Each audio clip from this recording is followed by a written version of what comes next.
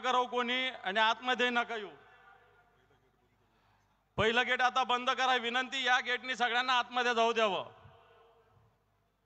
सगळ्यांना विनंती आहे की आता तिकडचं गेट बंद करा.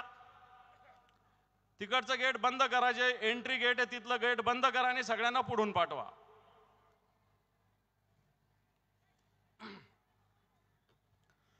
महाराष्ट्र सह्याद्रीचा जाणता राजा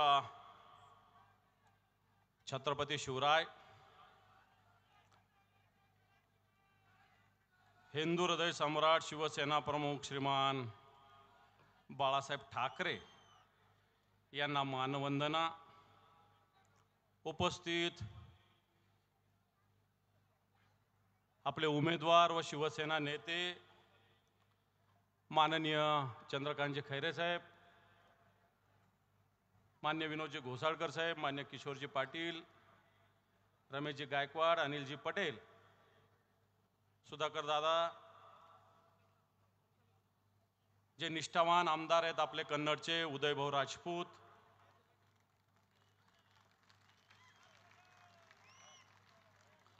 उपस्थित व्यासपीठावरील सर्व मान्यवर,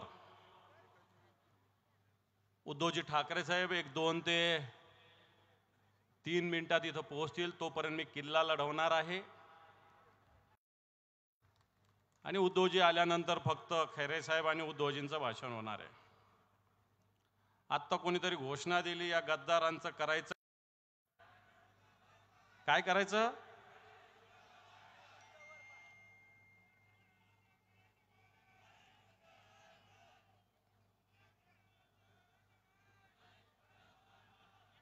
माझ्याकडं एक व्हिडिओ आहे तो ऐकवतो मी. उड्या मारा तर आम्ही उड्या मारू, पण आम्ही शिवसेना फुटणारे माणसं नाही. आम्ही कट्टर शिवसेनेचे सर्व आमदार आहे. याच्यात एकही आमदार फुटणार नाही. मुख्यमंत्री कोणाचा व्हावा असं वाटतं? कोणाला वाटतं आपलाच व्हावा. यांनी काय म्हटलं माहिती आहे ना, की आम्ही असे आहोत की उद्धव साहेबांना सांगितलं 6व्या मजल्यावरून उडी मार तर आम्ही उड्या मारू. ऐकलं का सगळ्यांनी? पुन्हा ऐकायचं का? उद्धव साहेब आम्हाला जे आदेश देतील, उद्धव साहेबांनी जर आम्हाला सांगितलं 7व्या माळ्यावर उड्या मारा तर आम्ही उड्या मारू. आता यांनी गद्दारी केली, यांना 7वा मजला पाहून ढकलून द्यावं लागेल का नाही आपल्याला?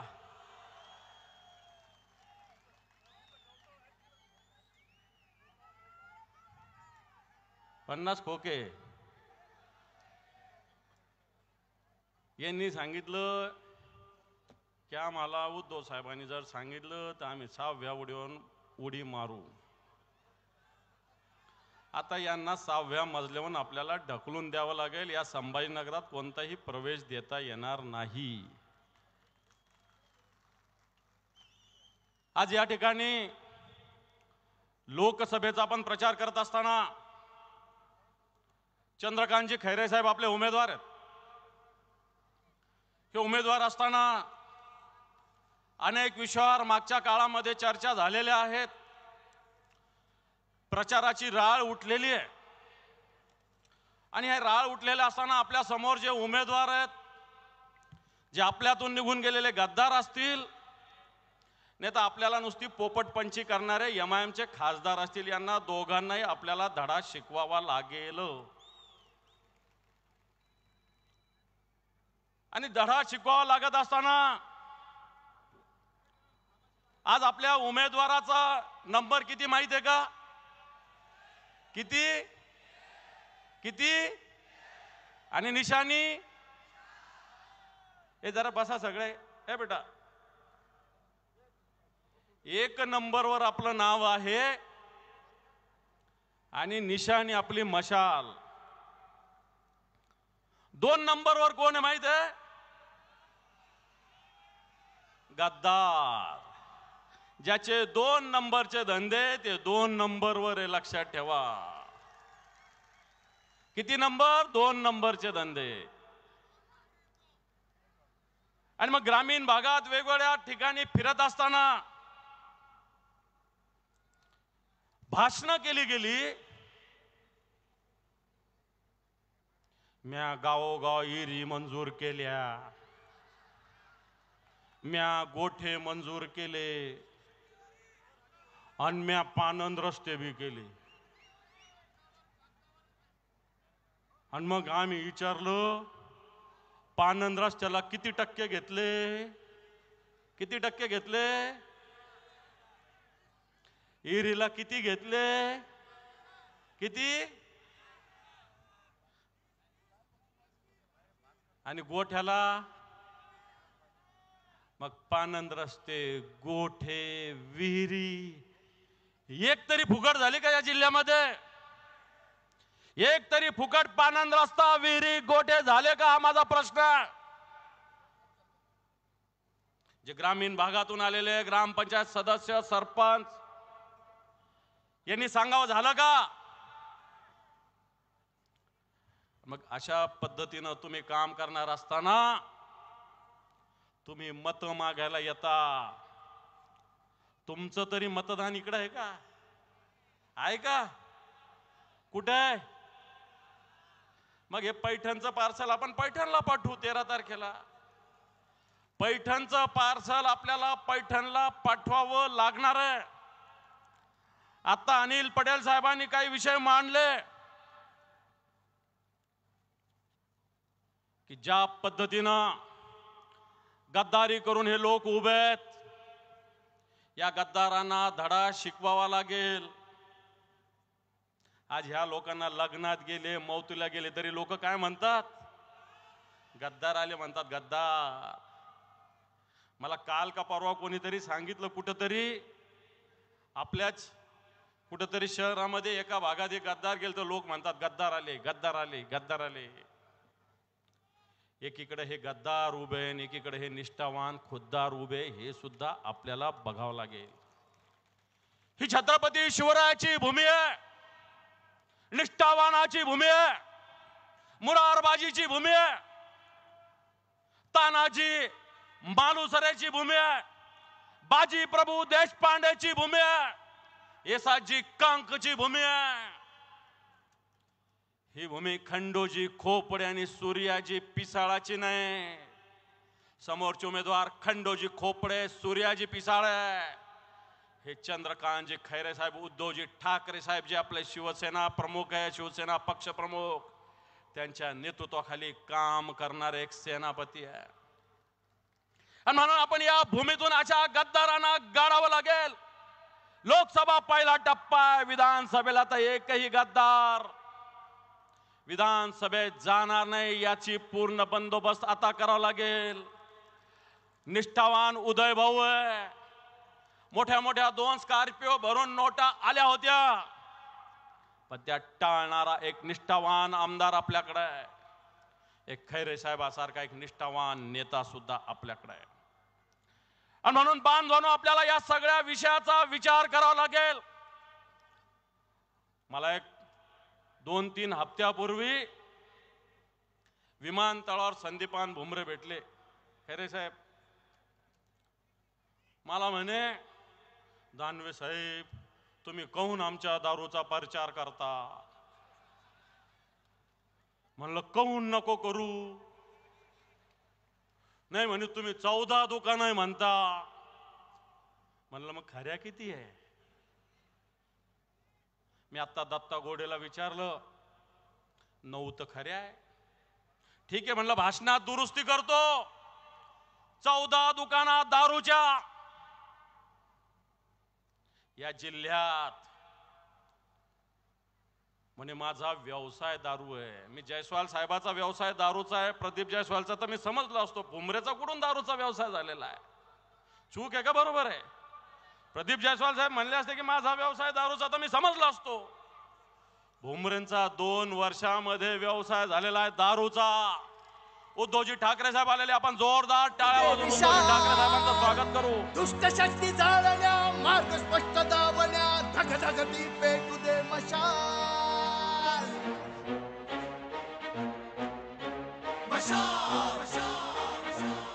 छत्रपती शिवाजी महाराज की. कलाती पेल तू मशाल. वारे हे पलटतील, भासे हे उलटतील, लढ रहा सैनिका हुशार. बोलतो मी. बसा. ए फोटोग्राफर सगळे समोरून सारखा. ए सारखा बाजू चला. सगळे सारखा. सगळे सारखा. ए सगळे बाजू. ए जरा बाजू घ्या ना.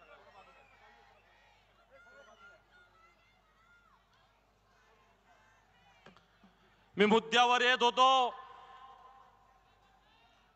ते म्हटले माझ्या 14 नाही 9 दुकाना दारूच्या. एक दारूच्या दुकानाचा रेट तुम्हाला माहिती नाही. गव्हर्नमेंटचा ऑफिशियल रेट 1.25 कोटी रुपये. ब्लॅक मध्ये घेतलं तर 6 कोटी 10 कोटी रुपये एका दारूच्या दुकानाचे रेट आहे. 2 वर्षामध्ये तुमच्याकडे 10-12 दारूच्या दुकाना येतात कशा? आणि म्हणून अशा प्रकारचं पार्सल आपल्याला पैठणला परत पाठवावं लागणार आहे बांधवांनो. हे पार्सल आपल्याला इथं येता कामा नये. दुसरीकडे एक पोपट पंछी करणारा उभा आहे MIM चा खासदार, जो 13 तारखेनंतर माझी खासदार होणार आहे. हा नुसतं भाषण करतो. अनेक आंदोलनं केली. नुसती तोडीपणीसाठी नामांतराच्या विरोधात आंदोलन केलं. MIDCच्या जमिनी रेसिडेन्शियल झाल्या म्हणून आंदोलन केले. गुटख्याच्या विरुद्ध आंदोलन केलं. दारूच्या दुकानाच्या विरुद्ध आंदोलन केलं. परंतु एकही आंदोलन सक्सेस झालं नाही. हे खऱ्या अर्थानं रजाकाराचे लोक आहेत. आणि म्हणून बांधवांनो, ही निवडणूक अतिशय महत्वाची आहे.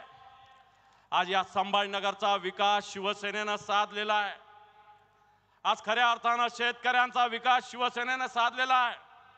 खैरे साहेबांनी काय केलं अशा प्रकारचा प्रश्न अनेक लोक विचारतात. या खैरे साहेबांना गरीब मुला मुलींचे लग्न केलेले आहे. या खैरे साहेबांनी या संभाजीनगरात पासपोर्ट ऑफिस आणलेलं आहे. या खैरे साहेबांना सोलापूर धुळे रस्ता जेव्हा काँग्रेसची सत्ता देशात होती तो आणलेला आहे. या खैरे साहेबांना नगर नाक्यापासून होणारा 160 लोक मेले होते तो रस्ता खैरे साहेबांना केलेला आहे. विचारता काय खैरे साहेबांनी केला? समांतर जलवाहिनी या संभाजीनगरात आली ती खैरे साहेबांना आणलेली आहे. भूमिगत गटार योजना जी आणली होती ती खैरे साहेबांना आणलेली आहे. आणि या संभाजीनगरचा जो विकास झालेला आहे तो शिवसेनेने साधलेला आहे. ग्रामीण भागातला असेल, शहरी भागातला असेल, उद्धवजी ठाकरे साहेबांचं सरकार होतं. या शहरासाठी 2,500 कोटी रुपये उद्धवजी ठाकरे साहेबांनी दिले. 2,500 कोटी रुपये. या 2,500 कोटीमध्ये 1,100 कोटीचे काम सुरू झाले होते. या 1,100 कोटीमध्ये अनेक कामं सांगता येईल. या शहरातली पिण्याच्या पाण्याची योजना उद्धवजी ठाकरे साहेबांना सुरू केलेली आहे. ज्यावेळी 1,680 कोटीची होती, आता 2,700 कोटीची आहे. या शहरामध्ये स्वर्गीय बाळासाहेब ठाकरे यांचं स्मारक उद्धवजींच्या नेतृत्वाखाली झालेलं आहे. या शहरात सफारी पार्कचं काम शिवसेनेनं सुरू केलेलं आहे. या शहरात जे रस्ते गुळगुळीत झालेले आहे हे उद्धवजी ठाकरे साहेब मुख्यमंत्री होते. आपल्या महापालिकेत एक खडकू नव्हता. 152 कोटी रुपये उद्धवजी ठाकरे साहेबांना मंजूर केलेले आहे. या शहरामध्ये महानगरपालिकेसाठी एक इमारत बांधण्याचं स्वप्न उद्धवजींनी पाडलं होतं. या शहरामध्ये कोविडच्या काळामध्ये 250 बेडचं हॉस्पिटल उद्धवजींना बांधलेलं आहे. या शहरामध्ये लॅब शिवसेनेनं सुरू आहे. या शहरामध्ये स्मार्ट बस शिवसेनेनं केलेली आहे. या शहरामधला कचऱ्याचा प्रश्न होता, आपल्याला आठवत असेल. ह्या कचऱ्याचा प्रश्न कोणी सोडवला असेल तर तो उद्धवजी ठाकरे साहेबांनी सोडवलेला आहे. या शहरात 9 कचरा प्रक्रिया केंद्र कोणी सुरू केले? हे उद्धवजी ठाकरे साहेबांनी सुरू केलेले आहे. या शहरामध्ये बायोमिथेन प्रकल्प कोणी सुरू केला?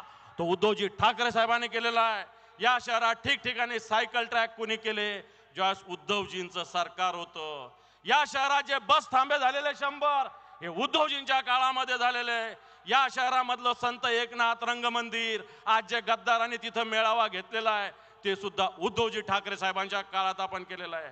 या शहरातला स्विमिंग पूल याचं नूतनीकरण उद्धवजी ठाकरे साहेबांच्या काळात झालेलं आहे. या शहरातलं घाटीचं विस्तारीकरण 165 बेड उद्धवजींच्या काळात वाढलेले. आणि म्हणून बांधवांनो, मी आपल्याला आवाहन करेल की ही निवडणूक करत असताना शिवसेनेनं विकास सुद्धा साधलेला आहे. या शहरामध्ये 40,000 घरकुलाची योजना, त्याची ईडीची इन्क्वायरी चालू आहे. भारतीय जनता पार्टीचे एक मंत्री आणि एक आमदार यांची ईडीची इन्क्वायरी चालू आहे, यांना टेंडर पाहिजे होतं म्हणून 40,000 घरकुल इथं मिळू शकलेलं नाही. बांधवनो, ग्रामीण भागामध्ये जी उपसा जलचन मंत्रिमंडळाच्या माध्यमातून मराठवाडा वॉटर ग्रीडला 285 कोटी रुपये उद्धवजीनं दिले. गंगापूर आणि वैजापूर साठी सुद्धा वॉटर ग्रीड साठी 1100 कोटी रुपये उद्धवजींच्या काळात दिलेले. या शहरात संत विद्यापीठ सुरू झालं ते उद्धवजी ठाकरे साहेबांनी सुरू केलेलं आहे. आणि म्हणून मी आपल्याला आव्हान करेल, एक निष्ठावान शिवसैनिक आपल्या समोर उभा आहे. हा निष्ठावान शिवसैनिकाच्या नेतृत्वाखाली आपण काम करतो. हा शिवसैनिक एका व्याख्यानामध्ये एक वक्ता बोललाय, हा शिवसैनिक झुकता नहीं, हा शिवसैनिक रुकता नहीं और ये शिवसैनिक बिकता तो बिलकुल नहीं. असा शिवसैनिक आपल्या समोर उभा आहे आणि म्हणून मशालीला विजय करा अशा प्रकारचं आव्हान करतो आणि थांबतो. जय हिंद, जय महाराष्ट्र. यानंतर महाराष्ट्र राज्याचे कुटुंब प्रमुख, शिवसेना पक्ष प्रमुख, महाराष्ट्राचे लोकप्रिय माजी मुख्यमंत्री आदरणीय उद्धव ठाकरे साहेबांचा सत्कार व्यासपीठावरील मान्यवर उमेदवार हे करतील अशी मी त्यांना विनंती करतो.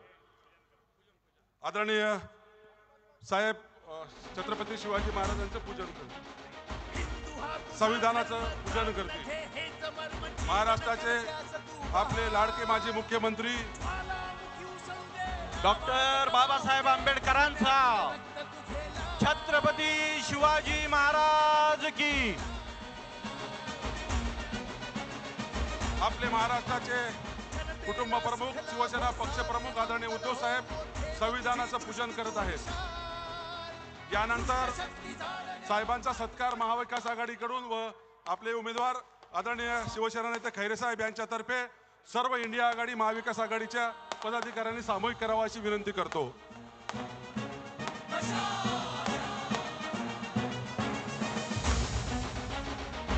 महाराष्ट्राचे कुटुंब प्रमुख, शिवसेना पक्ष प्रमुख, हिंदुत्व सम्राट माननीय महाराष्ट्राचे माजी मुख्यमंत्री उद्धव साहेब ठाकरे यांचा जय भवानी. वंदनीय हिंदुत्व सम्राट माननीय बाळासाहेब ठाकरे यांचा जय भवानी. महाविकास आघाडी इंडिया आघाडीचा आपली निशाणी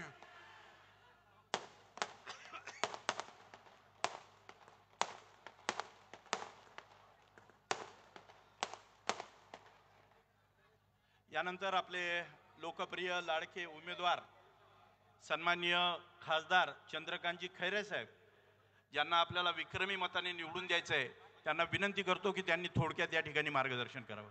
थोडक्यात.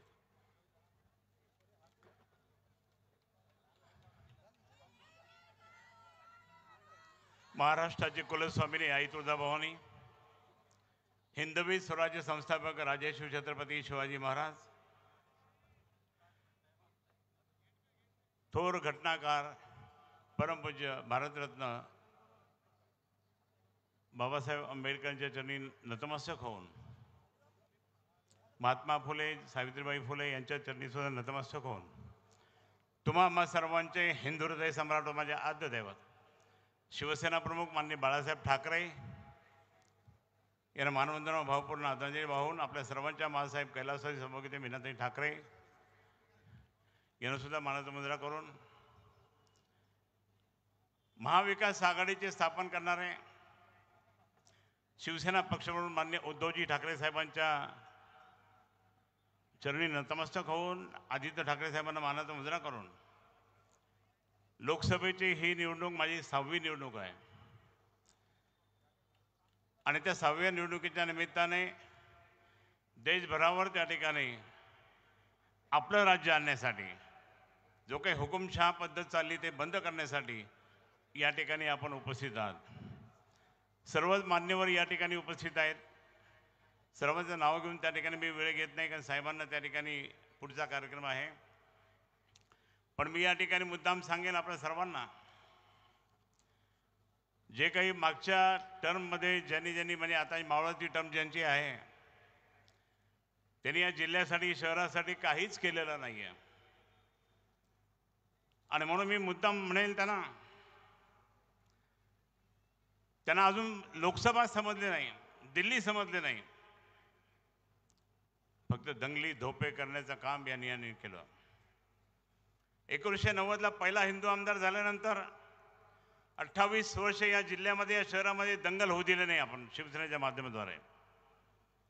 नंतर मग मात्र त्याने राजाबाजारमध्ये केली, राम मंदिरासमोर केली.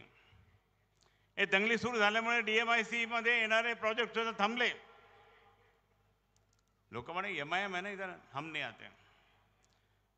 आणि मग मला या ठिकाणी शहर शांत ठेवायचं, जिल्हा शांत ठेवायचा, सर्व धर्मीयांना घेऊन त्या ठिकाणी प्रेमाचं वातावरण निर्माण करायचं, भाईचारा निर्माण करायचा. म्हणून मी यासमोर आपल्यासमोर उभा आहे. आदर्श घोटाळ्याचा निमित्त करून आम्ही त्या आदर्श घोटाळ्याची संपूर्ण माहिती आणि किती लोकांकडे पैसे आहे, किती लोकांचे ठेवी आहे, ही माहिती आम्ही कलेक्टर, विभागीय आयुक्त CPना आणि इन्स्पेक्टरला दिली होती. तीच माहिती, त्यामुळे आंदोलन केलं खूप. पण यांचे पैसे त्याच्यामध्ये आहे हे कोणाच नाही कळत का? 2-3 कॉन्ट्रॅक्टरच्या नावाने यांचे पैसे आहे. त्या पैशासाठी आंदोलन केलं आणि म्हणे मग आदर्श का घोटाळा मी निघाला हो. हे सगळं झूट आहे. आणि मग मला या ठिकाणी सांगायचं, असे असले लोक त्या ठिकाणी इथं नको, जे कधीही त्या ठिकाणी म्हणजे काही प्रगती तर केली नाही, परंतु लोकांना सुद्धा बोलत नव्हते, लोकांशी त्या ठिकाणी वाईट बोलत होते. आणि म्हणून अशा लोकांना त्या ठिकाणी तिलांजली दिली पाहिजे. म्हणून मी या ठिकाणी सांगेन. दुसरे जे इथं उभे आहेत आता फिरतात सगळीकडे, अंबादासजी दानवे यांनी सांगितलं ते बरोबर आहे. दारूच्या दुकानात 14 दारूच्या दुकानं उघडल्या. या संपूर्ण जिल्ह्यात प्रत्येक गावात त्या ठिकाणी काही दारूच्या दुकानं उघडण्यासाठी यांना निवडून द्यायचं का? आणि म्हणून मी या ठिकाणी सांगेल, मला ते सगळे प्रोजेक्ट पूर्ण करायचे. DMIC मध्ये जे काही नवीन उद्योग आणायचे, रोजगार मिळवून द्यायचा, पाणी पुरवठा योजना पूर्णपणे करायची आहे, शेतकऱ्यांना पूर्णपणे ते मदत करायची आहे. स्मार्ट सिटी प्रोजेक्ट अर्धवट झाले ते पूर्ण करायचे, ते मीच आणले होते.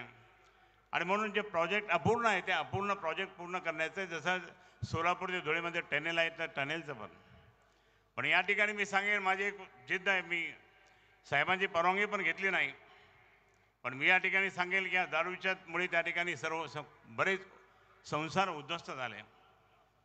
हा माणूस त्या ठिकाणी दारूच्या दुकानात, तुम्हाला एक क्लिप माहीत असेल, त्यांचं भाषण चालू होतं, एक दारू पिलेला माणूस असा आडवा गेला, काही लोकांनी त्याला पकडलं.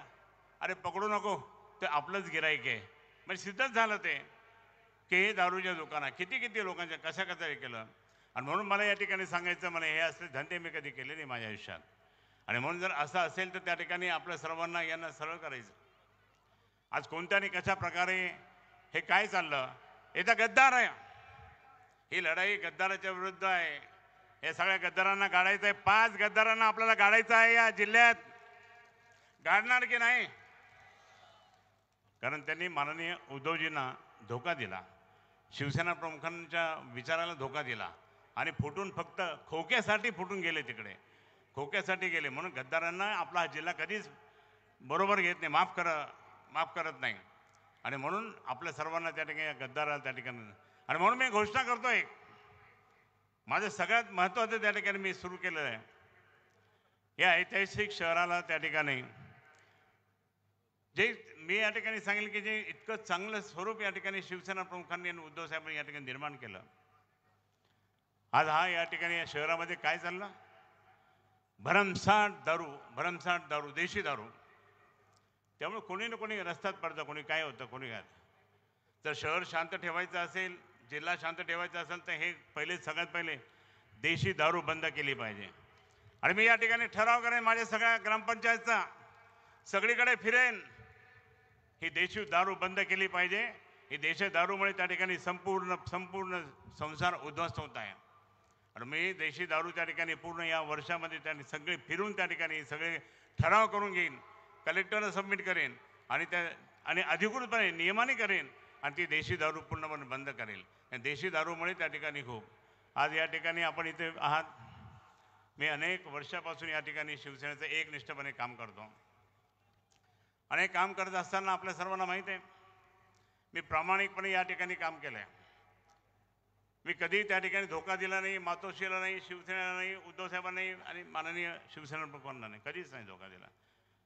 धोका देणार पण नाही आणि माझ्या या जनतेला सुद्धा त्या ठिकाणी मी कधी धोका देणार नाही. माझी विनंती अशी, मी आज माझी शेवटची त्या ठिकाणी ही टर्म आपल्या आशीर्वादाने पूर्ण करणार आहे आणि मग शेवटची टर्म पूर्ण 5 वर्ष करून पुढे सेवाच करत राहील. जसं माननीय शिवसेना प्रमुखांनी शेवटपर्यंत सेवा केली तसे मी त्या ठिकाणी त्यांचाच अनुकरण करून मी तुमची सेवा करत राहील. मला फक्त आशीर्वाद असू द्या. मी या ठिकाणी विनंती करतो, तुमची सेवा करण्यासाठी, तुम्हाला संरक्षण देण्यासाठी आणि तुमचा विकास करण्यासाठी, या भागामध्ये निर्व्यसनी होण्यासाठी आपण सर्वांनी मला आशीर्वाद द्यावा एवढी विनंती करतो. जय हिंद, जय महाराष्ट्र म्हणून मी नतमस्तक होतो आपल्यासमोर.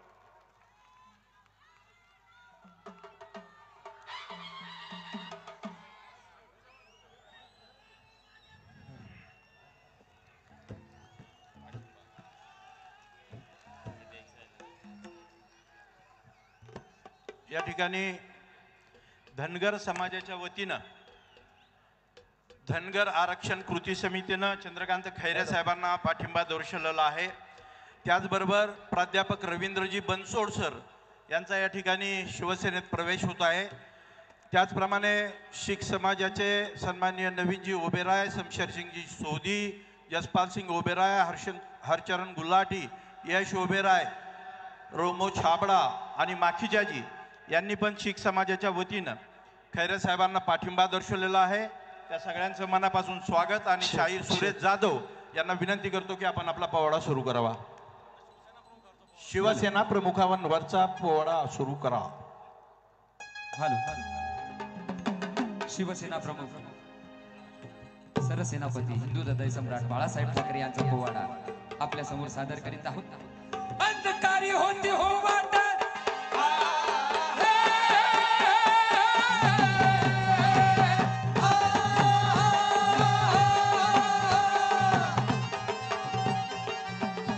अंधकारी होती हो वाट, हिंदू सम्राट प्रबोधनकारी ठाकरे हो बात, प्रबोधनकारी ठाकरे हो बात, प्रबोधनकार ठाकरे हो बात, प्रबोधनकार ठाकरे हो बात. शिवसेनेचं येईल हो राज, शिवसेनेचं येईल हो राज, शिवसेनेचं येईल हो राज, शिवसेनेचं येईल हो राज. थाकीत करतो शाहीर आजजी, थाकीत करतो शाहीर आजजी, थाकीत करतो शाहीर आजजी. 1926 सालाला जानेवारी 23 तारखेला, 1926 साली जानेवारीच्या 23 तारखेला Pune Bombay presidency British India या ठिकाणी हिंदू हृदय सम्राट बाळासाहेब ठाकरे यांचा जन्म झाला. पण यावेळी मुंबईची या महाराष्ट्राची परिस्थिती काय होती म्हणाल तर, मुंबईत होती बेजारी तशीच लाचारी विठ बिगारी, भांडवलदाराने पाया रुबिले, भांडवलदाराने पाया रुबिले, भांडवलदाराने पाया रुबिले, भांडवलदाराने पाया रुबिले. इथे राजकारणी होते चेले, इथे राजकारणी होते चेले, भरती हो सारे पोट आपले, भरती हो सारे पोट आपले, भरती हो सारे पोट आपले. हा माझा महाराष्ट्र, हा मराठीयांचा, कष्टकऱ्यांचा. पण या महाराष्ट्राची परिस्थिती बिकट झाली. मग याच वेळी हा सर्व चाललेला नगनाथ अन्याय थांबवण्यासाठी विडा हाती घेतला ते म्हणजे सरसेनापती बाळासाहेब ठाकरे यांनी. बाळासाहेब ठाकरे यांनी 1966 साली या शिवसेनेचा पाया रोवला. मी विनंती करतो महाराष्ट्राचे कुटुंब प्रमुख, शिवसेना पक्ष प्रमुख, महाराष्ट्राचे माजी लोकप्रिय मुख्यमंत्री आदरणीय उद्धवजी ठाकरे साहेबांना, माननीय उद्धव ठाकरे साहेबांचा, वंदनीय हिंदू हृदय सम्राट साहेब बाळासाहेब ठाकरे यांचा जय भवानी.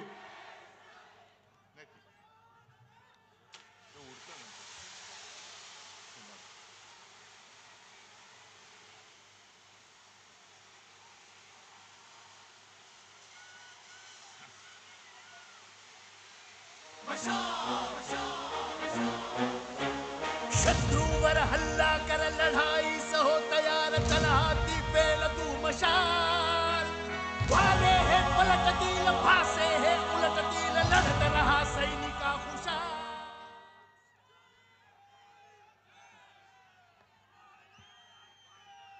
जमलेल्या माझ्या तमाम देशभक्त बांधवांनो, भगिनीनो आणि मातांनो,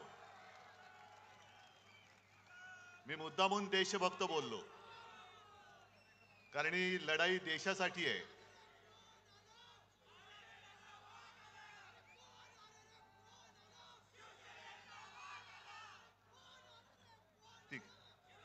ही लढाई देशासाठी आहे. आणि माझ्या भाषणाला सुरुवात करण्यापूर्वी आज अक्षय तृतीया आहे, परशुराम जयंती आहे, बसवेश्वर महाराजांची आहे. सर्वांना मी शुभेच्छा देतो. आणि आजच्या सभेचा मुहूर्त चांगला आहे. हे तिन्ही मुहूर्त एकत्र आल्यानंतर विजय आपला होणार म्हणजे होणारच.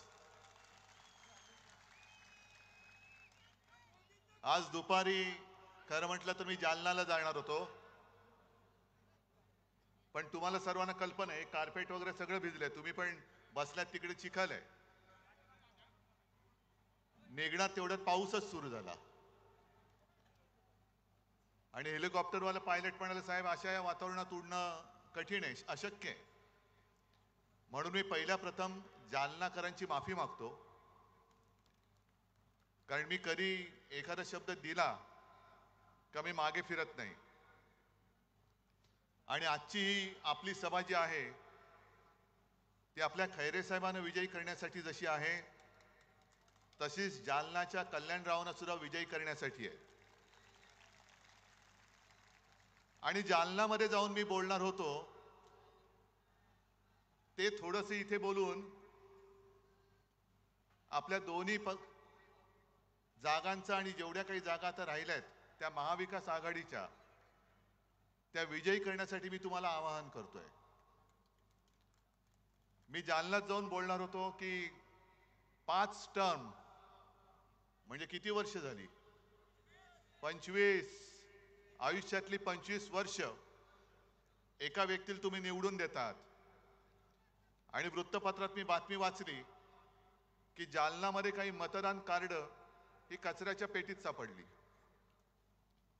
मला असं वाटलं की बहुतेक मतदारांनी विचार केला असेल की मतदान करायचं कशाला, 5 टर्म आपण निवडून दिलंय, आता जालन्यामध्ये काही प्रश्नच शिल्लक राहिलेले नाहीत.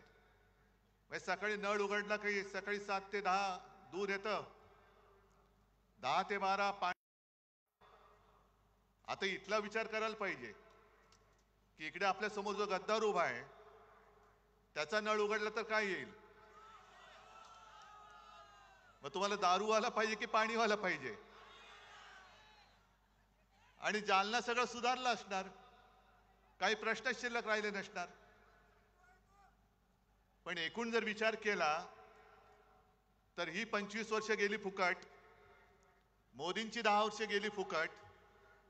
आता जालनाकरांनी रावसाहेबांना विचारलं पाहिजे, आता तरी जालना झालं, खूप दिलं तुम्हाला, आता जा बाबा एकदाचे. आता आमचा कल्याणराव तिकडे पाहिजे, कारण आता आम्हाला कल्याण करायचं आहे जालन्याचं.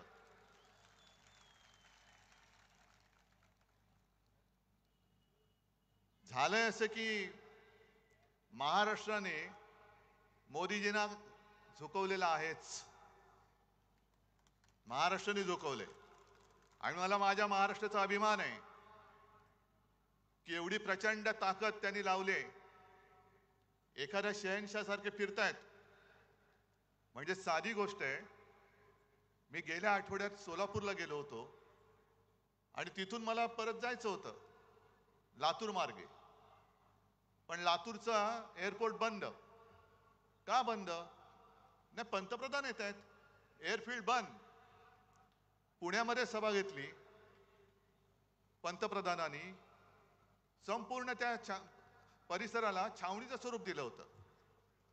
म्हणजे तुम्ही रस्त्यावरनं चाललात तर तिकडे पोलीस उभे असतात, जेव्हा तुम्ही उडत असता तेव्हा बाकीच्यांना विमान बंदी असते.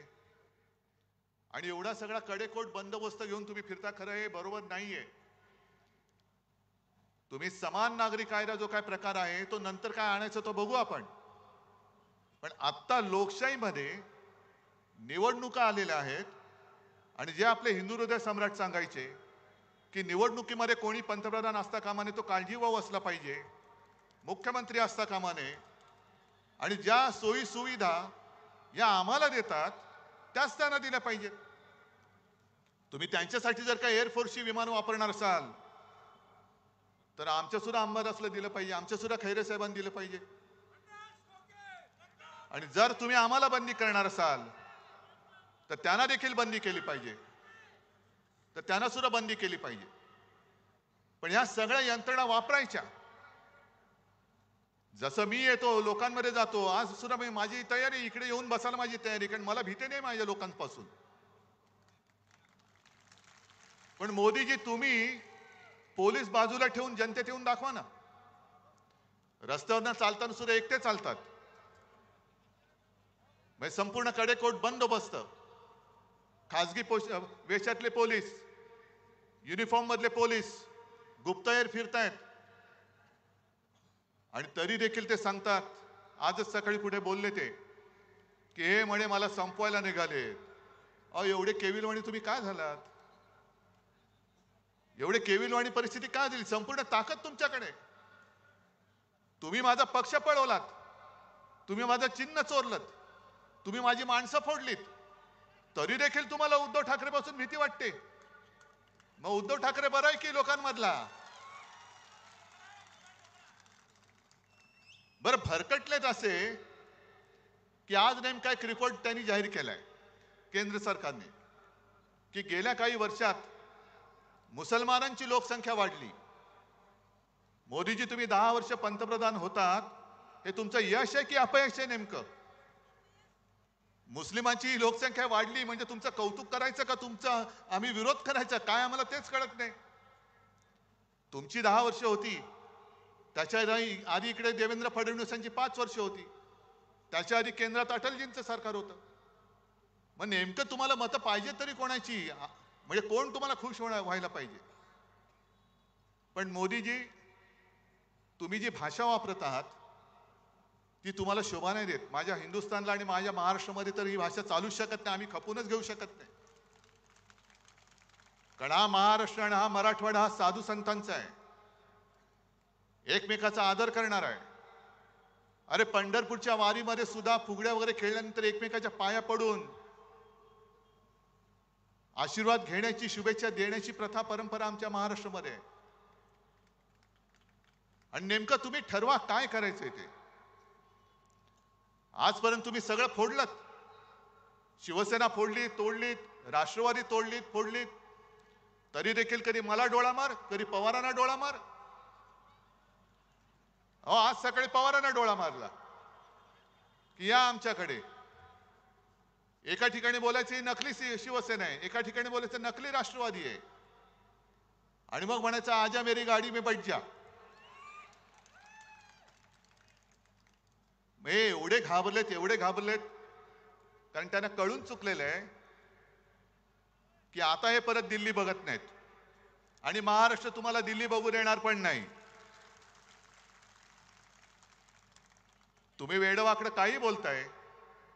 आम्ही कधीही तुमच्या कौटुंबिक किंवा खासगी जीवनाबद्दल बोललो नव्हतो, बोलण्याची इच्छा पण नाहीये. पण मोदीजी तुम्ही 2014 साली तुम्ही पंतप्रधान व्हावं ह्या पत्रावरती माझी सही घेतली होती, 19 साली घेतली, आणि काल तुम्ही जे बोललात ते मात्र मी तुम्हाला क्षमा करू शकत नाही. माझा महाराष्ट्र तुम्हाला क्षमा करू शकणार नाही, अजिबात नाही. तुम्ही माझ्या शिवसेनेला नकली सेना म्हणालात. एवढंच नाही, तुम्ही मला बाळासाहेबांचा नकली संतान म्हणालात. नकली संतान, नकली संतान बोलताय. अहो तुम्ही तुमचा आत्मा सैतानाला विकलात की काय? मोदीजी तुम्ही तुमचा आत्मा विकलात सैतानाला, जसं सगळं आदरणीला विकलात तसं. मग कशालाही थेर करतायत? बाळासाहेबांच्या आत्म्याला काय वाटत असेल खरंच विचार करा. 2014 साली होय माझ्या शिवसेना प्रमुख बाळासाहेब ठाकरे यांच्या शिवसेनेचा पाठिंबा तुम्ही तुमच्या बुडाला पंतप्रधान पदाची खुर्ची चिकटवण्यासाठी म्हणून घेतला होतात ना. मग 2014 साली ज्या दिवशी मी माझ्या तुळजाभवानीचं दर्शन घेऊन मुंबईला गेलो, नेमका त्याच दिवशी तुम्ही एकनाथ खडसेंकडनं फोन मला का करवलात की आपली युती तोडली म्हणून. तेव्हा तर मी युती तोडली नव्हती ना. 14 साली तुम्ही युती तोडलीत. काय वाटलं असेल बाळासाहेबांच्या आत्म्याला, तो विचार नाही केला. 19 साली तुम्ही ज्या शिवसेना प्रमुखच्या खोलीमध्ये तुमचे ते दुसरे अमित शहा, बाळासाहेबांची खोली म्हणजे त्याला आम्ही मंदिर मानतो, त्या खोलीमध्ये त्यांनी ठरवलं होतं, कारण मी माझ्या वडिलांना शब्द दिलाय, माझी आई वडिलांची शपथ घेऊन मी बोललोय, आई तुळजाभवानीची शपथ घेऊन मी बोललेलो आहे की मी शिवसेना प्रमुखांना शब्द दिला त्यांच्या अखेरच्या काळात की मी आपल्या शिवसेनेचा मुख्यमंत्री करून दाखवेन आणि मी तो पुन्हा करून दाखवेन.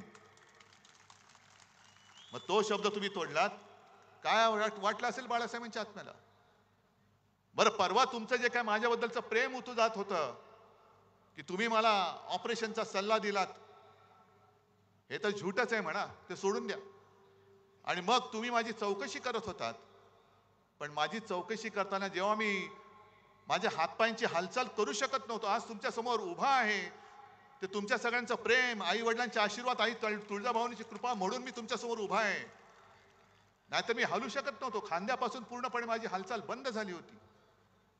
मोदीजी, त्याच वेळेला तुम्ही तुमच्या इथल्या या सगळे जे चेले चपाटे आहेत, जे आज उपमुख्यमंत्री आहेत, त्यांना पुढे करून माझ्या पक्षात गद्दारीची बीज रोवलीत. माझा जाहीर आरोप नाही, ही माझी माहिती आहे. मग तेव्हा बाळासाहेबांच्या आत्म्याला काय वाटलं असेल याचा विचार केलात? गद्दारी करून तुम्ही चांगलं चाललेलं महाविकास आघाडीचं सरकार पाडलं, तेव्हा बाळासाहेबांच्या आत्म्याला काय वाटलं असेल? आणि म्हणून तुम्ही हिंदू हृदय सम्राटांच्या आत्म्याची चिंता करू नका. त्यांचे आशीर्वाद जर नसते ना, तर आज तुम्हाला जे गुडघ्यावरती महाराष्ट्राने टेकवलंय, गुडघे टेकायला लावले, ते तुम्हाला टेकायला लागले नसते. आता मुंबईमध्ये रोड शो करणार आहेत, आले ना रस्त्यावर, 4 नंतर तर पूर्णच येणार आहेत. हा माझा महाराष्ट्र तुम्हाला रस्त्यावरती फिरवल्याशिवाय राहणार नाही. आणि आता तुम्ही जे काय तुमचं चाललंय, बरं काय वाटेल ते बोलतायत. राहुल गांधींनी म्हणे अदानी अंबानी बद्दल बोलायचं का सोडलं? आणि राहुल गांधींनी सांगायचं कि अडानी आणि अंबानींकडनं टेम्पो भरून पैसे कितना माल उठाया, कितना माल उठाया. मोदी जी, आप तो प्रधानमंत्री हैं. जब टेम्पो भर भर के पैसे जा रहे थे, काला धन जा रहा था, तो आपकी जो ईडी, इनकम टैक्स, सीबीआई वो क्या कर रही थी? का आमच्या गद्दाराच्या ठेल्यावरती गेले होते? जो गद्दार उभा राहिलाय त्याच्यासमोर गेले होते का? त्याच्या दुकानात गेले होते काय लिंबू पाणी प्यायला? जर तुमच्याकडे माहिती होती तर धाडी का नाही टाकल्या? आणि जर काळा पैसा टेम्पो भरून राहुल गांधीला गेला असेल, तर मग तुम्ही काळा पैसा नष्ट करण्यासाठी नोटबंदी केली होती, त्या अपयशाची मोदीजी तुम्ही कबुली दिलेली आहात. तुमचं सगळंच फसलेलं आहे, सगळंच फसलंय. देवेंद्र फडणवीस जे काय सांगतात की मोदीजींच्या इंजिनाला विकासाचे डबे आहेत. अहो, विकासाचं इंजिन, डबे सोडून द्या. गेले 10 वर्ष आम्ही बघतोय नुसते डबेच लागतायत, पण तुमच्या डब्याला खाली भ्रष्टाचारांची त्याचं काय करताय तुम्ही? आणि संपूर्ण देशाने आता ठरवलंय की हे आता इंजिनच बदलायचे. गुजरातला पाठवून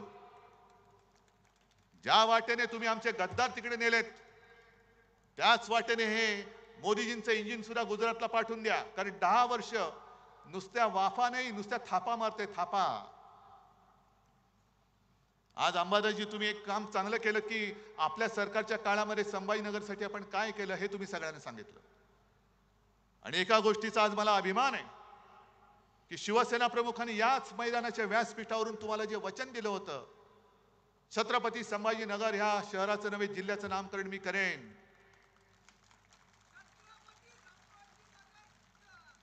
मला अभिमान आहे की त्यांचा पुत्र म्हणून मुख्यमंत्री असताना ते करण्याचं भाग्य मला लाभलं. आणि काल परवाकडे कोर्टाने त्याच्यावरती शिक्कामोर्तब केलं, याचा मला अभिमान आहे. पण अजूनही विमानतळाचं नाव छत्रपती संभाजीनगर हे करू शकलेलं नाहीये. गुंठेवारीचा प्रश्न सोडवला, कचऱ्याचा सोडवला, रस्त्याचा सोडवला, पाण्याचा सोडवतोय. समांतर जलवाहिनी ती सरकारकडनं मी पाण्यासाठी मी पैसे देत होतो. आता काय झालं माहिती नाही, कारण मी मुख्यमंत्री असताना एक दोनदा येऊन स्वतः त्याची पाहणी करून गेलो होतो. आता सरकार पाडलं. आता मला सांगा, तुमच्या घरामध्ये पाणी येते, संपूर्ण मराठवाडा आज आक्रोश करतोय पाण्याच्या नावाने. दुष्काळ, जवळपास दुष्काळच पडलेला आहे. पण तिकडे मोदींना लक्ष द्यायला वेळ नाही. अमित शहा तिकडे नाही जाऊ शकत. तुम्ही मला डुप्लिकेट म्हणता, नकली म्हणता, पवार साहेबांना भटकती आत्मा म्हणता, पण इकडे माझ्या शेतकऱ्यांच्या आत्मे जे तळमळत आहेत, जनतेच्या आत्मे तळमळत आहेत, पाण्यासाठी काहूर उठलंय. अनेक शेतकऱ्यांनी आत्महत्या केलेल्या आहेत. बरं मला सांगा, तुम्ही इतक्या वेळा किती वेळा मोदींच्या सभा पाहिल्या या काळामध्ये? भाषण ऐकलीत? ऐकलीत की नाही ऐकलीत? नाही, मी तर ऐकलंच नाही. मी कधीच ऐकत नाही. मी कधीच ऐकत नाही. पण मोदी ज्या वेळेला मनमोहन सिंग पंतप्रधान होते तेव्हाच एक ती क्लिप माझ्याकडे आहे, आणि मोठ्या तावातावाने सांगत होते, प्रधानमंत्री महंगाई का म बोलने के लिए तयार नहीं. मग आता तुम्ही प्रधानमंत्री आहात, तुम्ही गायीवरती बोलता, महागाईवरती का नाही बोलत? आणि काय सांगितलं होतं तुम्ही? भाई और बहनों, मतदान करायला जाताना गॅस सिलेंडरला नमस्कार करून जा, सांगितलं होतं ना. मग त्यांचं भाषण काढा. पेट्रोल के दाम नीचे गए कि ऊपर गए? डीजल के दाम नीचे गए कि ऊपर गए? पेट्रोल के दाम, गैस, डीजल, पेट्रोल, गद्दार के दाम किती खोके? ते 50 खोके आता उघडलेत. आणि नुसत्या खोके ना उघडलेत, बाटल्या सुद्धा फुटल्या असतील. आता बाटल्या सुद्धा फुटल्या असतील. पण 10 वर्ष जर का तुम्ही या माझ्या महाराष्ट्रावरती जो आघात केला, अरे आमचंच चुकलं. खरे 19 साली युती तोडणार होतो आम्ही, 14 साली तुम्ही तोडली होती, पण आम्ही हिंदुत्वासाठी म्हणून परत तुमच्या बरोबर युती केली. आणि आता आम्हाला कळलं की तुमचं हिंदुत्व आणि आमचं हिंदुत्व याच्यात जमीन आसमानाचा फरक आहे. मी मागे सुद्धा बोललो, आज सुद्धा सांगतो, आमचं हिंदुत्व, आपलं हिंदुत्व हे घरातलं चूल पेटवणारं हिंदुत्व आहे, आणि भाजपचं हिंदुत्व घर पेटवणारं हिंदुत्व आहे. मग एवढी नतद्रष्ट ही माणसं आहेत, दंगली घडवतात, आगी लावतात, घरं पेटवतात. घरातली चूल नाही पेटवत, घर पेटवून त्यांचे भाजपवाल्यांच्या पोळ्या त्याच्यावरती शेकतात, आणि मरतात ती सामान्य माणसं मरतात, होरपळतात ती सामान्य माणसं होरपळतात. पोलिसांचे फटके सामान्य माणसे खातात, पोलिसांच्या केसेस, तुरुंगवास सामान्य माणूस भोगतो. आणि हे टगेगिरी करत एक अकेला सब पे भारी. अरे पण मेला माणूस, तुम्ही जगा किंवा मरा, पण मला पंतप्रधान करा. हे असे पंतप्रधान तुम्हाला पाहिजे? आज कांद्याचा प्रश्न पेटलेला आहे. मी काल परवाकडे जळगावला होतो, मावळला होतो.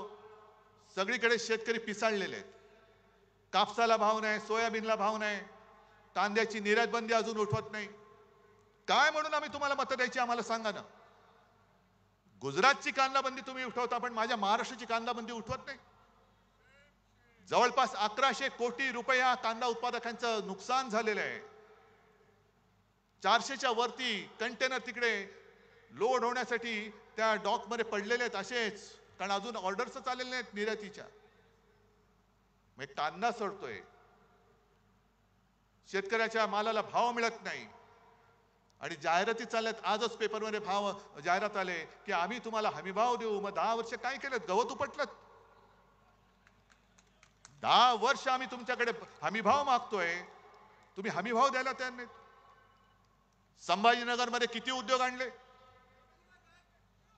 आपण जे काही उद्योग आणत होतो, करोनाचा काळ होता, तरी सुद्धा कित्येक कोटींचे नुसते सामंजस्य करार नव्हते केले, प्रत्यक्षात करार करून आपल्या महाराष्ट्रामध्ये आपण उद्योगधंदे आणत होतो. पण याने या उद्योगधंदे पळून नेले, गुजरातला नेले. सगळं गुजरात गुजरात गुजरात. माझं गुजरात बद्दल काही द्वेष आकस असा आहे अशातला भाग नाही, पण तुम्ही माझ्या महाराष्ट्राचं ओरबाडून गुजरातला नेता आहात. अरे काहीतरी या गद्दारांना लाज लज्जा शरम वाटली पाहिजे. हे बाळासाहेबांचे विचार. काय तुमच्यामध्ये हिंमत कशाला आहे? धनुष्यबाण पेलण्याची हिंमत आहे तुमच्यामध्ये? माझा धनुष्यबाण तुम्ही कलंकित करून टाकलात. मोदीजी, तुम्ही या कटाचे सूत्रधार आहात. कारण 1-2 दिवसापूर्वी हे जे मिंदे आहेत त्यांनी ठाण्यामध्ये एका कार्यकर्त्यांच्या मेळाव्यात भाषण केलं आणि काय सांगितलं, आणि म्हणून असं कणून बोलत असतात ते. अरे काहीतरी पोट साफ करण्याचं औषध घे, कणतोस कशाला? आणि कणून त्यांनी सांगितलं की मी मोदीजी आणि शहाजींना सांगितलं मी करेक्ट कार्यक्रम केलेला आहे, आता पुढचं काम तुम्ही करा. आणि त्यांनी असली शिवसेना आणि धनुष्यबाण आपल्याला दिलं, म्हणून मी मोदीजी आणि शहाजी तुमचे आभार मानतो. अरे नेभडटा, वडिलांचं नाव माझ्या लावावं लागतं तुला, तुझ्या वडिलांचं नाव तू लावू शकत नाहीस. नेभडट माणूस कुठला?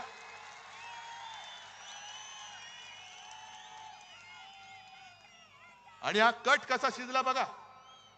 मोदी शहा म्हणाले होते की तुझं काम तू कर, आमचं काम आम्ही करतो, आणि ते पाठी उभे राहिले. आणि खरी शिवसेना म्हणजे नाव आणि चिन्ह यांचं आधी ठरलं होतं की तू सुरतेला ये. अरे छत्रपतींनी, शिवछत्रपतींनी सुरत लुटली असेल, तुझ्याकडनं आम्ही महाराष्ट्र लुटतो, शिवसेना तुला देतो. ही असली नतद्रष्ट अवलाद गेले 2-2.5 वर्ष महाराष्ट्रावरती राज्य करते, आम्हाला कोणाला काहीच वाटत नाही. आणि मोदीजी जे सतत सांगतात नकली सेना नकली सेना, हे नुसतं अनावधानाने आलेलं नाहीये. ज्याप्रमाणे त्यांनी निवडणूक आयोग याचा वापर केला, म्हणजे धुळीपुष्टा करणारा हा माणूस निवडणूक आयुक्त, त्याचा वापर करून आपलं नाव आणि चिन्ह त्याला दिलं. मग मध्ये ते लवादाचं नाटक केलं. तो नार्वेकर नावाचा एक आहे, तो पण असाच आहे हुजऱ्या, त्याचा वापर केला. आणि कोर्टाने चपराक मारले की ते कोश्यारी नावाचे एक जे काळी टोपी होती आपल्याकडे, त्यांनी कसं चूक केलं हे कोर्टाने सांगितले. आणि आता कोर्टाने जी टिप्पणी केलेली आहे की तुम्ही लोकप्रतिनिधींच्या आधारावरती पक्ष कोणाचाही ठरवू शकत नाही. हा माझा पक्ष माझ्या सोबत आहे, माझा पक्ष इकडे बसलेला आहे. निवडणूक आयुक्ताचे डोळे जर फुटले नसतील तर येऊन बघ. आणि निवडणूक आयोगाच्या निर्णयाविरुद्ध, लवादाच्या निर्णयाच्या विरुद्ध आपण सर्वोच्च न्यायालयात गेलेलो आहोत. आणि मोदीजी, तुम्ही जी काही टिप्पणी करताय, मी आज जाहीर आरोप करतोय की तुम्ही सर्वोच्च न्यायालयावरती दबाव आणत आहात. आणि सर्वोच्च न्यायालयाने याची दखल घ्यायला पाहिजे. कायद्यासमोर सगळे सारखे असतात, कोणी पंतप्रधान नसतो, कोणी साधा माणूस नाही. म्हणून तर त्या न्यायदेवतेच्या डोळ्यावरती पट्टी असते, कारण तिला आक्रोश ऐकू येतो, पण कोण छोटा कोण मोठा ती बघत नाही. मग निवडणूक आयोगाने जो निर्णय दिलाय जो चुकीचा आहे, लवादाने दिलाय तो चुकीचा आहे. पण सर्वोच्च न्यायालयाने निर्णय काय द्यायला पाहिजे, मोदींची इच्छा काय आहे हे मोदी सांगतायत, नकली सेना म्हणून. हे 4 जून पर्यंत मोदीजी तुमचं नाटक चालेल. पण नोटबंदी जशी तुम्ही केली होती, अचानक 8 वाजता आलात आणि सांगितलं की भाई और बहनो, तुमच्याकडे जे काही नोटा आहेत ना, नोटा, त्या आज रात्री 12 वाजल्यापासून त्याचे फक्त कागदाचे तुकडे राहतील. त्यांचं महत्व आम्ही काढून टाकलेले, नोटबंदी जाहीर झालेलं आहे. तसंच मी आज सांगतोय, हा महाराष्ट्र आता नाणेबंदी करतोय. महाराष्ट्रातली जनता नाणेबंदी करते. कोणतं नाणं? मोदींचं नाणं. मोदीजी, 4 जून नंतर तुम्ही पंतप्रधान नसाल, तुम्ही फक्त नरेंद्र मोदी असाल, 4 जून नंतर महाराष्ट्राची नाणेबंदी सुरू होईल.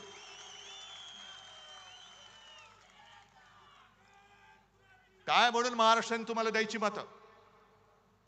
गेले 10 वर्ष सातत्याने 40 पेक्षा अधिक जागा आम्ही तुम्हाला देतो आहोत, आणि त्याचे पान तुम्ही असे फेडता. शेतकरी आत्महत्या करतोय, बघायला वेळ नाही. उद्योगधंदे तुम्ही सरळ उचलून, माझ्या महाराष्ट्रात बेकारी वाढते, महाराष्ट्र मेला तरी चालेल पण गुजरात जगला पाहिजे, ही तुमची वृत्ती. आम्ही आरक्षण देऊ, मग आजपर्यंत का नाही दिलं? आरक्षण हटवणार नाही, आजपर्यंत का नाही केलं? जालनाचाच जर का विषय काढला तर ते जरांगे पाटील उपोषणाला बसले होते. काय गुन्हा केला होता त्यांनी? का दरोडा टाकून बसला होता माणूस? तिकडे तुम्ही म्हणजे त्यांनी गोळीबार केलं, ते जरांगे पाटलांनी ते गोळी कारतूस पण दाखवलं, ती टर्फल त्याचं. अशा महिला बघितल्या नाही तुम्ही, वयस्कर माणसं नाही पाहिली, टाळकी फोडून काढलीत. मी स्वतः गेलो होतो संध्याकाळी, पोलीस भयभीत झालेले. पोलीस म्हणाले, म्हणजे मी इथून निघालो, सुसाट आमचा ताफा निघाला. आधी मुंबईमध्ये मला निरोप येत होते, बघा बरं काळोख होतोय, सुनसान रस्ता आहे, वातावरण तंग आहे. म्हटलं बघू ना काय तंग आहे, मी जातो ना माझ्या लोकांमध्ये, काय करायचं ते करतील माझं. आणि मी गेलो. मग निघाल्यानंतर एका पॉइंटला सगळे पोलिसांची वाहनं एका बाजूला थांबली. मी गाडी थांबवली, म्हटलं काय झालं. ते इन्चार्ज होते, धावत आले, साहेब ह्याच्या पुढे ना पोलिसांच्या बंदी आहे. म्हटलं थांबा इकडे, मी जातो. मी गेलो तिकडे, आणि तिकडे गेल्यानंतर खरंच सांगतो, मी अजूनही तो क्षण विसरू. एक तर गेल्याबरोबर लाट्या काट्या खाल्लेले सगळे माझे बांधव होते. त्यांनी मी गेल्यावरती जो जयघोष केला की त्यांना वाटलं की कोणतरी आधार देणारा आला. त्याच्यानंतर मी एका घरी गेलो आणि त्या माऊलीने माझी ओवाळणी केली. मला वाटतं रक्षाबंधन असेल का काय, तोच सुमार असेल. आणि मला सांगितलं, डोळ्यात पाणी होतं, की दादा मी सुद्धा वाचले, माझ्या सुद्धा हाताला मार लागलाय. म्हटलं मग ताई काय औषध उपचार, ते माझं जाऊ द्या, पण माझ्या सुनेला आणि मुलाला एवढं मारलंय ते हॉस्पिटलमध्ये आहेत. मग अंबादास पण सोबत होते. आम्ही निघाल्यानंतर त्या ताईला भेटायला गेलो, तिच्या सुनेला. तिथं समोर तिचं डोकं फुटलेलं, कोणाच्या इकडे छरे घुसलेत, कोणाला लाठ्या मारल्यात. का हा तुम्ही अत्याचार माझ्या या बांधवांवरती का केला, त्याचं उत्तर अजून कोणी दिलेलं नाहीये. कोणाच्या ऑर्डरनी केला, कोणाच्या ऑर्डरनी दिला. कारण मी मुख्यमंत्री होतो, मला चांगलं माहिती आहे प्रशासन कसं चालतं. एखादा एवढा लाठीमार किंवा हवेत गोळीबार करायचा असेल तरी त्याला वरिष्ठांची परवानगी लागते. आणि तिथल्या लोकांनी मला जे सांगितलं की एक वर्ण कोणाचा तरी फोन आला आणि त्याच्यानंतर अचानक जणू काही सैतान अंगात यावा तसा पोलिसांनी लाठीमार सुरू केला. या जखमा अजूनही कोणी विसरलेलं नाही, ह्या वेदना अजूनही कोणी विसरलेल्या नाही आहेत. तुम्ही एकतर फसवणूक करतात आणि मग आरक्षणाच्या गोष्टी करता. आज केजरीवालना जामीन झालेला आहे, पण तुम्हाला सगळ्यांना माहिती आहे केजरीवाल जे आहेत त्यांच्या सरकारचे अधिकार हे मोदी सरकारने काढून घेतले. ही हुकुमशाही नाही. बरं, सर्वोच्च न्यायालयाने केजरीवालचे अधिकार त्यांच्या सरकारचे परत दिले. मोदी सरकारने काय केलं, ताबडतोबीने, वेळ घालवला नाही, ताबडतोबीने तो मुद्दा लोकसभेत आणला आणि पाशवी बहुमताच्या जोरावरती सर्वोच्च न्यायालयाचा निकाल परतवून लावून तो बदलला आणि सगळे अधिकार मोदी सरकारच्या ताब्यात घेतले. मग हा निर्णय तुम्ही जसा बदललात तसा आरक्षणाचा का नाही बदलत? का नाही बदलत तुम्ही? मग वाढवा ना, टक्केवारी वाढवा. पण तुमच्या सोयीचं तेवढं निवडायचं आणि लोकांच्या कोपऱ्याला गुळ लावायचा. आम्ही तुम्हाला शेतकऱ्यांना हमी भाव देतो. आहेत इतके इथे शेतकरी आहेत, आलेत का? हे पट्टे का रे तुम्हाला? कामगार आले तिकडे, किती लोकांना काम मिळाले, किती लोक बेकार आहेत. आता हे जे काय कायदे करतायत, शेतकऱ्यांना हमी भाव देऊ. मग गेल्या 1-2 वर्षापूर्वी जे 3 काळे कायदे आणले होते, का आणले होते, कोणासाठी आणले होते? शेतकऱ्यांनी आंदोलन केलं 6-7 महिने. त्याच्यामध्ये 700-800 शेतकरी मेले. ऊन वारा पाऊस थंडीमध्ये काकडून मेले, भिजून मेले, भाजून म्हणजे उन्हानी. मोदी सरकार ढिम्म हलत नव्हतं. आणि जेव्हा निवडणुका आल्या तेव्हा सगळं मागे घेतलं. मग आता निवडणुका झाल्यानंतर हे पुन्हा आणतील किंवा न आणतील ह्याची खात्री कशी बाळगायची? आणि एक साधा प्रश्न आहे, ज्या पद्धतीने यंत्रणेचा वापर करून आपल्या शिवसेनेच्या सातबारावरती या दाढीवाल्याचं नाव लिहिलं, नेबळटाचं नाव लिहिलं, मग उद्या तुमच्या सातबारावरती त्यांच्या मित्राचं नाव लिहिलं तर तुम्ही कोणाकडे जाल? शेती राहील तुमच्या जागेवर आणि काही करू शकतील.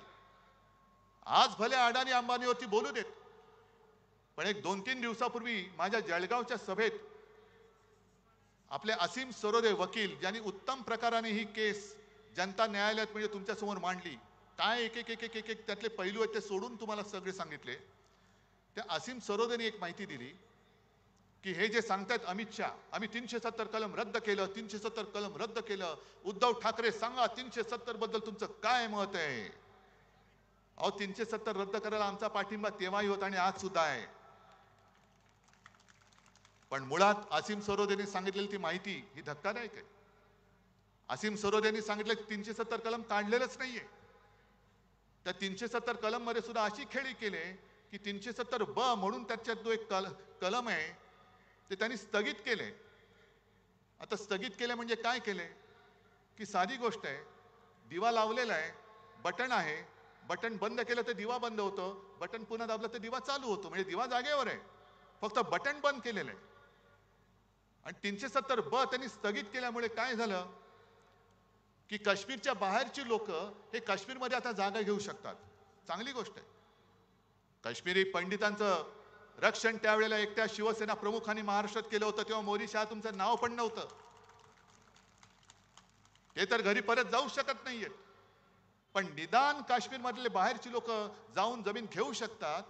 आणि त्याचा परिणाम असा झाला की काश्मीरमध्ये सगळ्यात जास्त जमीन कोणी घेतली तुम्हाला माहिती आहे? कोणी? अडाणी. आणि कशासाठी घेतले माहितीये? काश्मीरमध्ये जिथे त्यांनी जागा घेतले तिकडे लिथियमचा साठा मोठ्या प्रमाणावरती. किती हलकटपणाने चालले, किती आपल्याला भोळे समजतायत, भोंदू समजतायत आणि देशभक्तीचा आव आणतायत. अडाणींसाठी तुम्ही ते कलम बाजूला केलं. अडाणींनी तिकडे मोठी जागा घेतली आणि तो लिथियमचा साठा, त्या लिथियमचा वापर आपल्या मोबाईलच्या बॅटरीज, आता इलेक्ट्रिक व्हेकल ज्या येत आहेत आल्यात त्याच्या बॅटऱ्यांसाठी, इतर अनेक ठिकाणी लिथियमचा वापर होतो. ते बरोबर त्यांनी उचलून त्या अडाणीच्या घशात टाकलं. आता अडाणींकडे गेला म्हणजे पैसा कुठे गेला? मोदी म्हणजे कुठे? गुजरात. काय महाराष्ट्राला काय मिळालं? 2-3 सेमीकंडक्टर चिपचे जे कारखाने उद्योग येत आहेत त्यातले 2 नेले गुजरातला. टाटा एअरबस गुजरात, हिरे व्यापार गुजरात, वित्तीय केंद्र Gujarat, medical device park Gujarat, bulk drug park Gujarat, सगळं गुजरात गुजरात गुजरात. मग महाराष्ट्राने काय नुसतं या गद्दाराच्या गुत्त्यावरती जाऊन दारू प्यायची? गुजरातमध्ये गुजरातच्या बंदरावरती हे बंदर सुद्धा अडाणीच. मध्ये मध्ये बातम्या येतात करोडो रुपयांचा ड्रग्सचा साठा सापडला, नशिले पदार्थ. हे कुठेच जातात ड्रग? कुठे कोणाच्या अंमलाखाली तुम्ही जातायत? एका बाजूला ड्रग्ज येत आहेत, एका बाजूला सरळ गुत्तेदार निवडणूक लढतायत आणि आपलं मोदी बाबा म्हणून शिक्के मारत बसायचं. ही लढाई ही उद्धव ठाकरेची नाही, ही उद्धव ठाकरे तुमची लढाई लढतोय. माझं काय जातंय? मला तर परवा मोदींनी डोळा मारलेलाच आहे.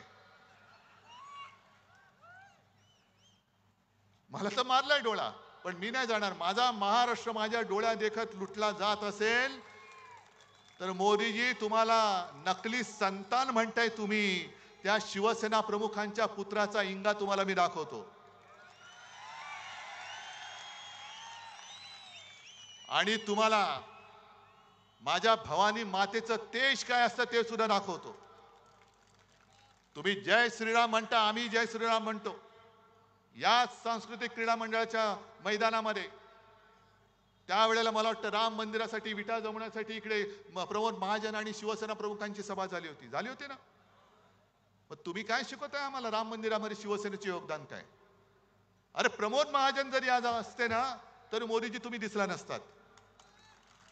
आमचा एक अस्सल मराठी माणूस तिकडे पंतप्रधानपदी बसला असता. पण राम मंदिर म्हणून तुम्ही जे काय आज मिरवताय, राम मंदिर तुम्ही केलं नाहीत. उद्धव ठाकरे राम मंदिराच्या वेळेला आले नाहीत म्हणे रामाचा अपमान केला. तुम्ही काय मुहूर्त काढत बसता? तुम्ही द्याल तो मुहूर्त, नाही मानत मी मुख्यमंत्री होण्याच्या आधी सुद्धा राम मंदिरात गेलो होतो आणि मुख्यमंत्री झाल्यानंतर सुद्धा गेलो होतो. पण मला नाही आठवत देवेंद्र फडणवीस मुख्यमंत्री असताना कधी गेले होते. नाही, एवढी माहिती माझ्याकडे नाहीये.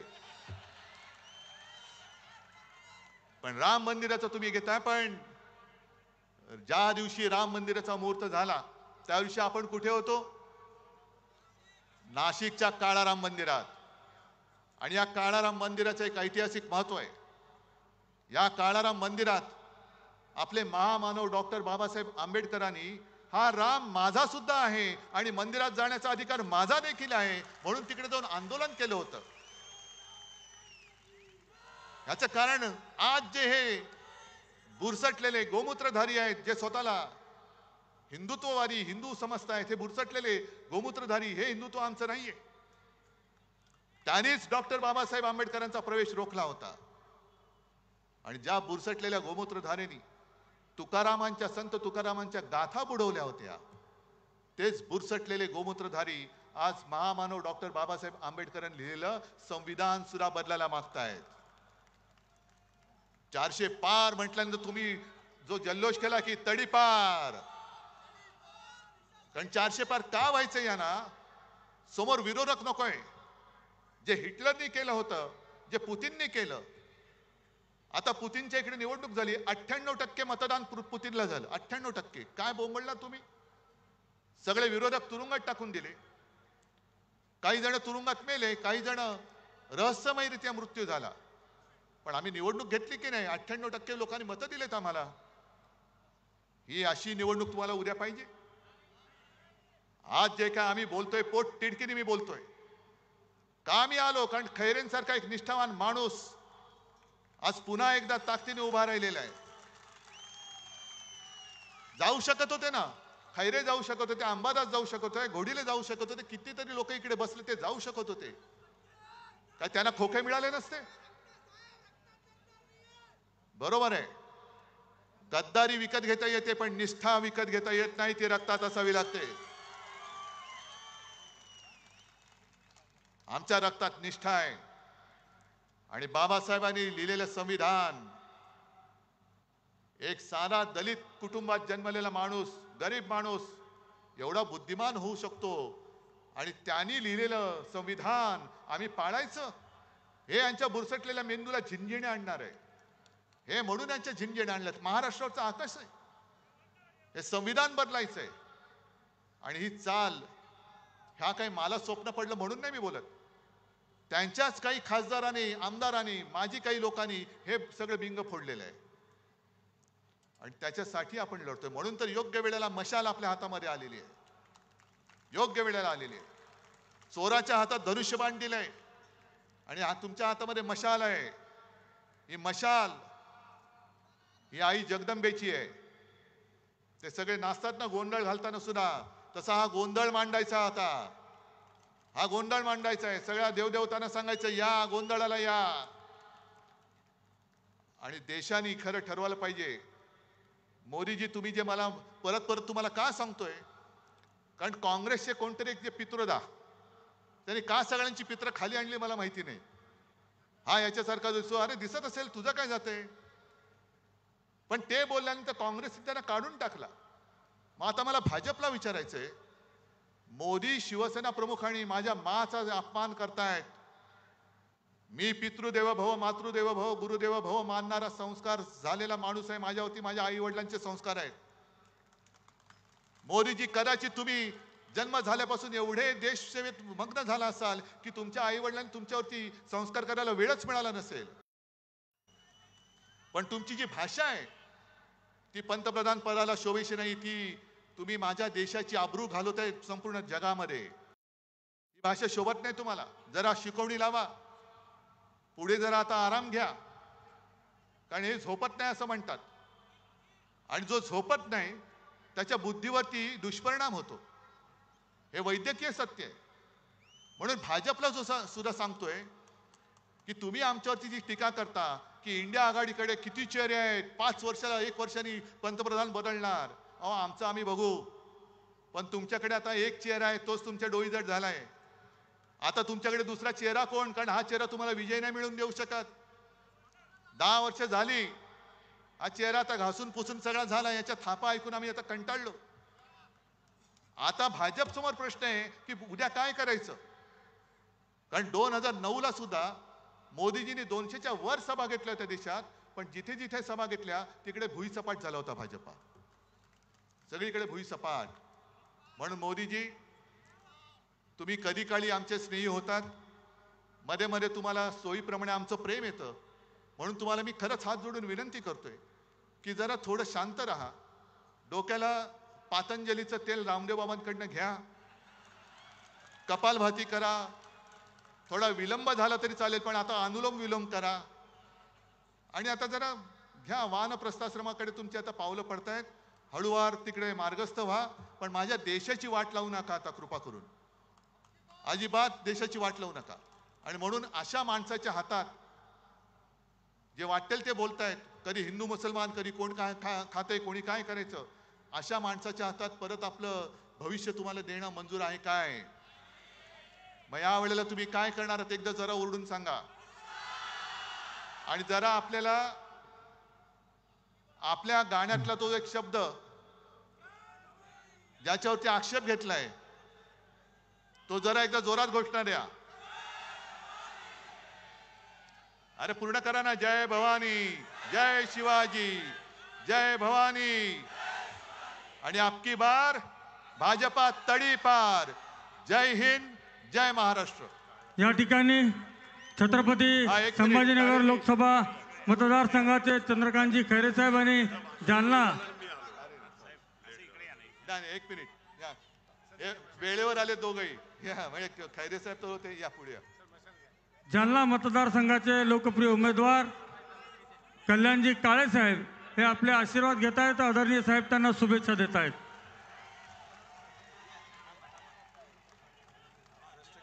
यानंतर राष्ट्राच्या सन्मानार्थ या सभेची सांगता राष्ट्रगीताने होईल. सर्वांना विनंती, आपण